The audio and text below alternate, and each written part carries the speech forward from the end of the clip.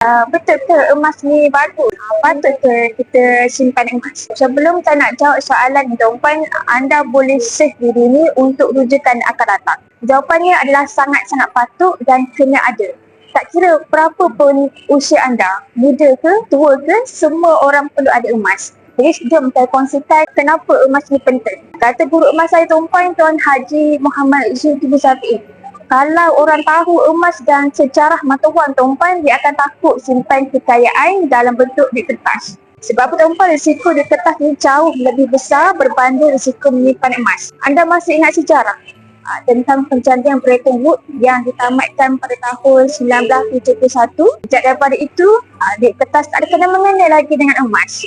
Waktu itu, tuan-puan, mereka dengan serasminya putuskan hubungan antara emas dan duit kertas US dollar. Jadi kalau berlaku apa-apa dekat ekonomi dan negara, duit kertas jatuh ke nilai paling kosong. Tak ada nilai, tak perlu tengok jauh pun. Tengok kuasa beli duit kertas sekarang, tuan-puan. Dulu tahun 2010, satu dinar ni hanyalah RM500 je. Dan hari ini dah pecah RM2,000 lebih. Jadi anda fikir sendiri, nak seekor kambing, simpanlah 1 dinar emas. Nak seekor lembu, simpanlah 5 dinar. Emas ni mengekalkan kuasa beli. Semoga bermanfaat untuk anda semua hari ini.